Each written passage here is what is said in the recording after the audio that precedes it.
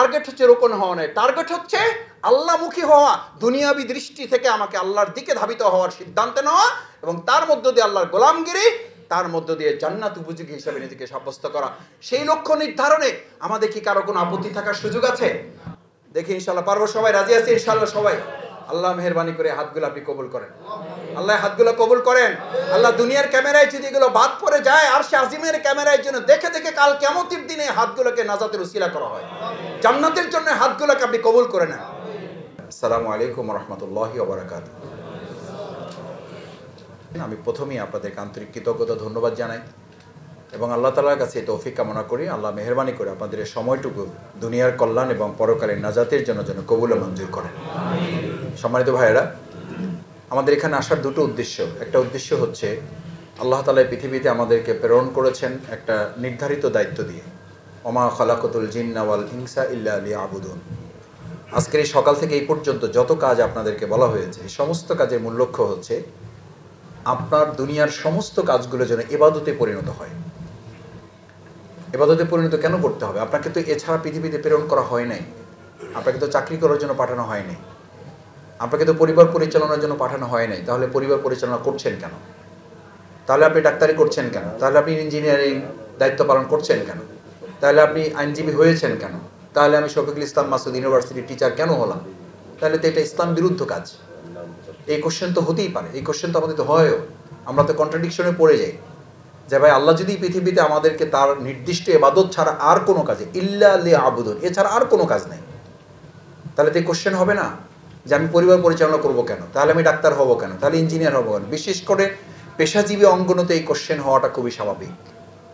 আজকের এই পুরো আপনাদের যে আলোচনাগুলো করা হয়েছে তার প্রধান লক্ষ্য হচ্ছে এটা, যে আমাদের মধ্যে এই চিন্তা ধারণাটা আরও বেশি মজবুত করা, যে আমরা এমন একটা জগতে প্রবেশ করতে চাই যা দুনিয়ার সমস্ত কাজগুলো ইবাদতে পরিণত করে দেওয়ার জন্য আল্লাহ তাআলা আমাদেরকে ব্যবস্থা করে দেবেন। সুবহানাল্লাহ।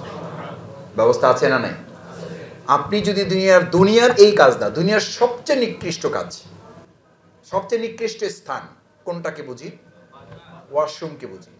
সেই ওয়াশরুমেও যদি একজন ইমানদার আল্লাহ নির্ধারিত পদ্ধতি, রাসূল সাল্লাল্লাহু আলাইহি ওয়াসাল্লাম দেওয়া বিধান, তার সুন্নাহ অনুযায়ী সে যদি বাম পা দিয়ে ঢোকে এবং ডান পা দিয়ে বের হয়ে আসে এবং নির্ধারিত দোয়াগুলো সে পাঠ করে, সুন্নাহ মেনে যদি ওখানকার কাজগুলো সম্পন্ন করে বেরিয়ে আসে, তাহলে ইসলাম আপনাকে বলছে ওই সময়টুকুর সমস্ত কাজগুলো কিসে পরিণত হয়?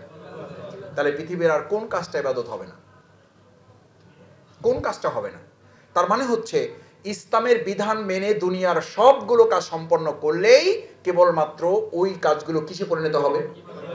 আবার দেখেন, খেয়াল করতে হবে, আল্লাহ প্রদত্ত বিধানগুলো, আপনি সালাতে যাবেন কিন্তু সেই সালাতের মূল অর্থটা, মূল বিধানটা আমার মধ্যে কার্যকর হবে না, সেটাও ইবাদত হবে না। দুনিয়াটা ইবাদতে পরিণত হবে, আবার ইবাদতটাই দুনিয়াতে পরিণত হয়ে যাবে, ওটার কোনো কাজে লাগবে না। কখন কাজে লাগবে না? এ কথা আমার তো না। আজকে জুমাবার আপনারা সবাই একটা সূরা তেলাওয়াত করেন, সূরা কাহাফ। আমি আশা করি আমাদের সমস্ত ব্যস্ততার মধ্যে আমরা এটা তেলাওয়াত করার চেষ্টা করব ইনশাআল্লাহ।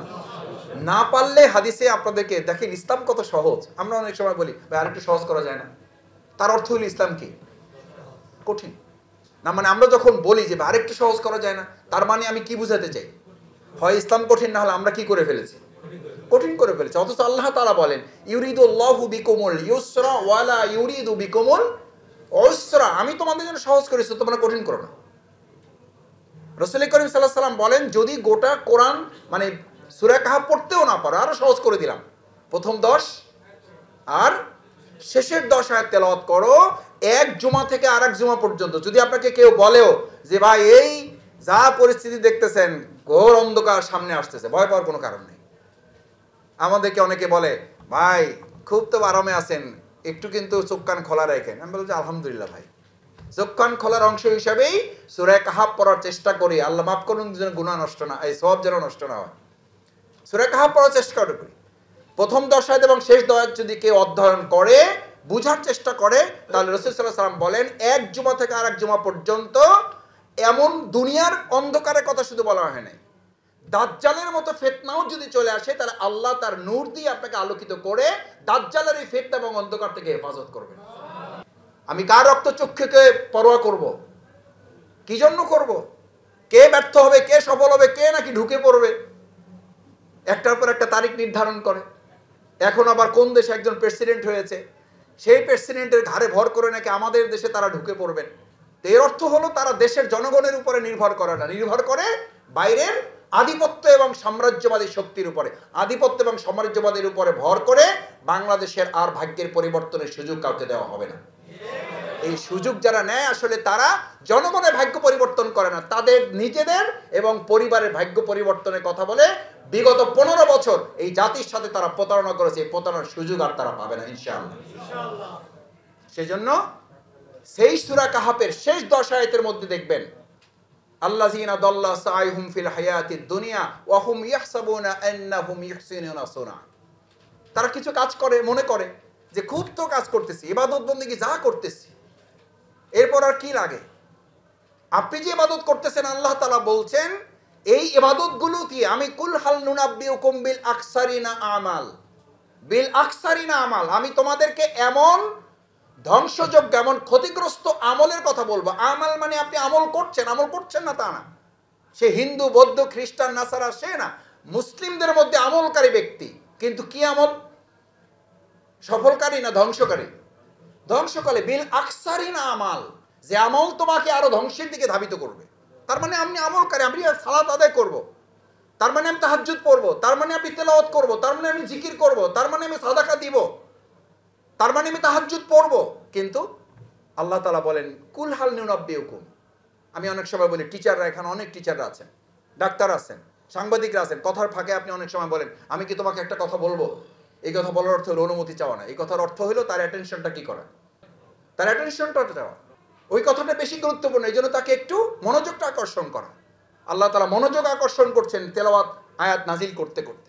কুল হাল নুনাব্বিউকুম, আমি কি তোমাদেরকে খবর দিব, বিল আকসারিনা আমাল, এমন আমল যে আমল তোমাকে ধ্বংসের দিকে নিয়ে যাবে। ফালা নুকিমু লাহুম ইয়াওমাল কিয়ামাতি ওয়াজনা, ওই আমলগুলো মাপার জন্য কিয়ামতের দিন কোনো পাল্লা, মানদণ্ড, দাড়ি পাল্লা স্থাপন করা হবে না, মাপাই হবে না। যদি মাপাই না হয় তাহলে এক কথায় বোঝা যায় যে আপনার বিনা হিসাবে কি, বিনা হিসাবে আমার জাহান্নাম।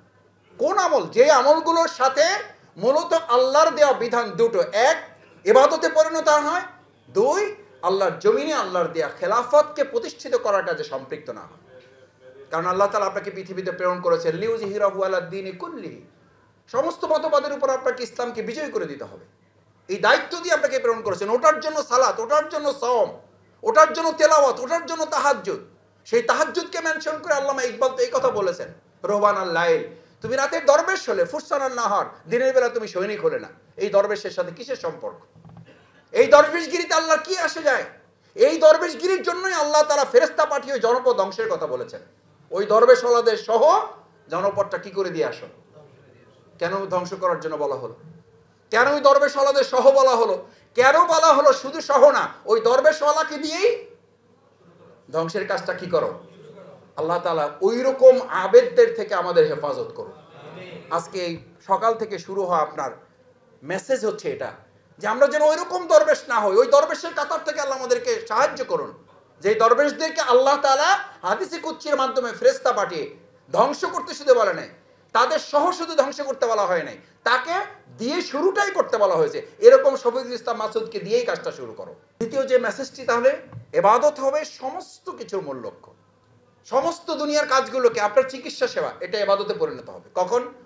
যখন ওই রোগীকে আপনি একটা কথা বলবেন যে ভাই আপনি শুধু কাশির জন্য ওষুধটা খাবেন না, কাশির ওষুধের পাশাপাশি আপনি যে ধূমপানটা করেন এটা আসলে আল্লাহ তাআলা হারাম করেছেন, আপনি এটাও কি করেন, এই আল্লাহ তাআলা হারাম করেছেন, এই একটা লাইন যখন আপনি যুক্ত করে তাকে একটা মেসেজ দিবেন, এই পুরো সময়গুলো কিসে পরিণত হয়ে গেল? সাংবাদিক হিসেবে আপনি কাজ করেন একইভাবে, আপনি শিক্ষক হিসেবে কাজ করেন একইভাবে। আপনি যখন যেখানে যাবেন আপনার মূল লক্ষ্য যেন থাকে, আমার ইসলামী আন্দোলনের সাফল্যের শর্তাবলী ছাত্র জীবনে আমরা এখন সবাই পড়াশোনা করে আসছি। এটা বিপ্লব সফলতার জন্য ব্যক্তির 4টা মৌলিক গুণাবলীর একটা গুণাবলী এটা, দিন হচ্ছে জীবন উদ্দেশ্য। সকল কিছুর টার্গেট থাকবে দিন। দেখেন যারা দুনিয়ার জন্য কাজ করে তারাও তাদের পিছনে সমস্ত দুনিয়াকে কালেক্ট করে না, বরং আমাদের চেয়ে তারা বেশি সময় ব্যয় করে। আমি দ্বিতীয় যে কথাটি বলে শেষের দিকে যেতে চাই, তাহলে একটা হলো ইবাদত আর একটা হলো খেলাফত। খেলাফতের মূল কাজটা কি? ইন্নী জাইলুন ফিল আরদি খলিফা। খলিফার কাজ হচ্ছে সে সমাজ রাষ্ট্র পরিবর্তন করবে। শর্তটা কি? সূরা রাদের 11 নম্বর আয়াত, ইন্নাল্লাহা লা ইউগাইয়িরু মা বিকওমিন।